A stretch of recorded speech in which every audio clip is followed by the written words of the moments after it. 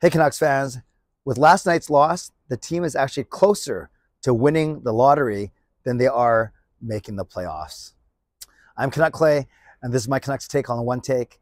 It's Clay's Canucks commentary for Wednesday, January the 11th. If you're new, here's what you should do. Hit the subscribe button now for daily Canucks insight that's positive, timely, and trustworthy. Tonight for my live stream, I invite you to join me at 11 p.m. per usual right here on YouTube. Going to be taking a break from Canucks talk and bringing on my son Jacob, who just made Team Canada the youth national bowling team for the second consecutive year.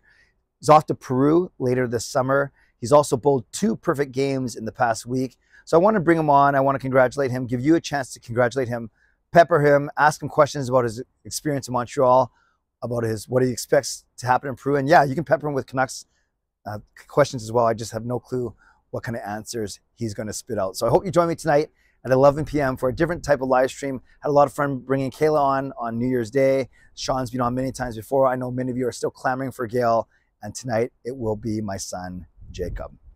All right, a few stats have come to the forefront today as the Canucks look at the halfway point of their season. They've played exactly 40 games. They're 17, 20, and 3. Take out the 3, so they're 3 games under 500. And they go into the exact halfway point after tomorrow's game against the Tampa Bay Lightning. So even presuming the Canucks win tomorrow, and that's a big presumption, let's say they go 18, 20, and 3 for the first half, 2 games under 500, we know that they got to get to about 13 or 14 games over 500 to make it in the playoffs. So if you think that they have a chance to make the playoffs, try this on for size, not including ties. They basically have to go 29 and 13. They have to win 29 of their final 42 games to get to 95, 96 points. Not impossible, but let's be honest, even for the founder of the GLCPC, it is quite improbable. So that's the first stat I want to throw out, is the Canucks will have to go 15 or 16 games over 500 in the second half of the season just to squeak into the playoffs. Speaking of playoffs, Dom Lecision at The Athletic, he does a bunch of these stats that he updates every day. And statistically, that's a hard word to say. Statistically, the Canucks are closer, have a better chance of winning the draft lottery than they do at making the playoffs. Their playoff odds are now at a whopping 3% after last night's loss. And they're to the Penguins, 5-4.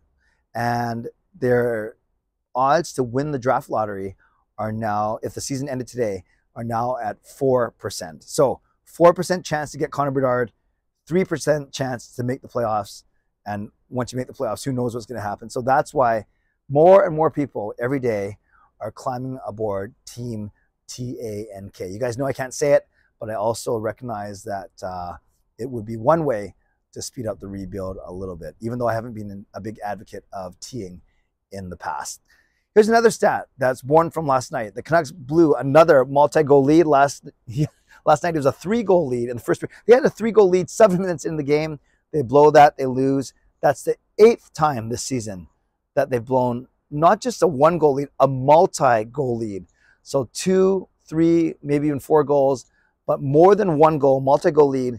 That's the 8th time the Canucks have blown that to lose. That's really bad. Their club record is 9, so the Canucks they have half a season to break that. And the league record is 13. 13 multi-goal leads blown, held by 3 teams in NHL history. The Canucks have a legitimate shot to break that. That is scary.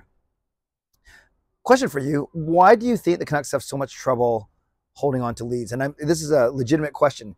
Is it a confidence thing? Is it a lack of killer instinct? Is it a lack of leadership? Is it they get nervous? Is it they're not getting good goaltending?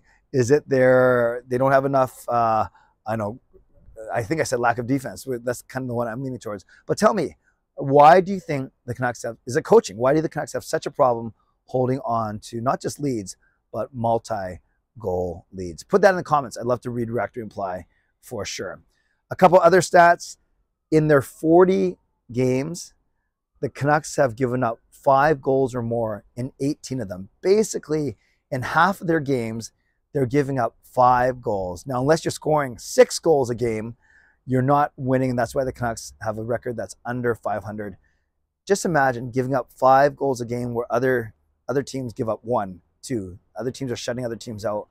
And it's more than just goaltending. Yes, Demko had a rough start, only 3 wins in his first few starts, like 15 or 16 starts. Spencer Martin has come down to earth a little bit. Colin Dilly is up and down. But team defense is more than just the goaltenders. It's the blue line. Obviously, we've talked about them. It's the forwards also playing discipline and helping and back checking. So the Canucks simply do not have good team defense, and it manifests itself in giving up 5 goals or more in half of your games. 2 more stats. The Canucks are now 32nd, the worst in the league when it comes to expected goals, 5-on-5 off the rush. So what does that mean? It means looking at their flow of play, defending the rush, so going on the rush, their expected goals is 28th, so 5th worst in the league, and then defending the rush, it's 32nd. So that means anytime there's a rush, the Canucks aren't generating it, and they are giving it up, giving up too many of them, and giving up too many goals on them. So that's not a success. Some people are saying, well, the Canucks are so good offensively that they can outscore their problems. No, even their offense goes up and down, it kind of dries up. And if the defense is consistently bad, then we see why that stat comes to fruition.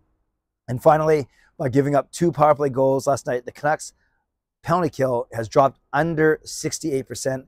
I thought they'd at least get to 70%, but no, it's under 68%. Who knows where it's going to wind up?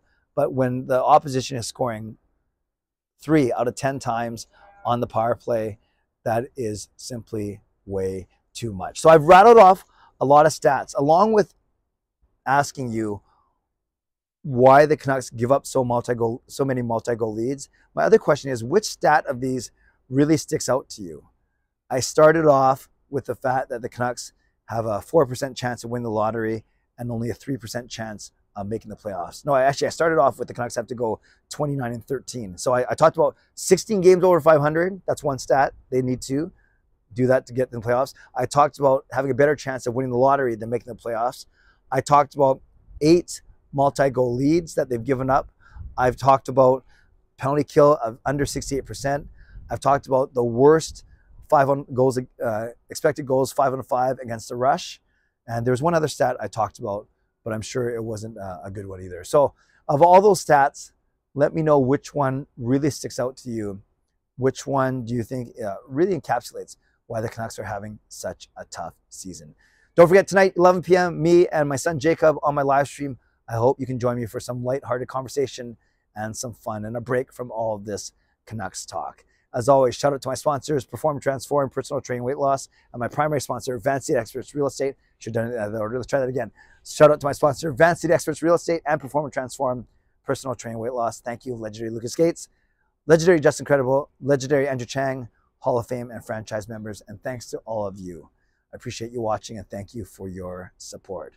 As always, subscribe if you like to, like this video if you like to, leave a donation, become a member, upgrade your membership if you like to, and definitely leave a comment down below if you'd like to. Why do the Canucks blow so many multi-goal leads, and why is there, which stat out of all those stats is the most kind of indicting to you? As always, stay safe, stay healthy, take care of yourselves, and take care of each other. Have a great day. See you tonight at 11 p.m. God bless, and go Canucks go.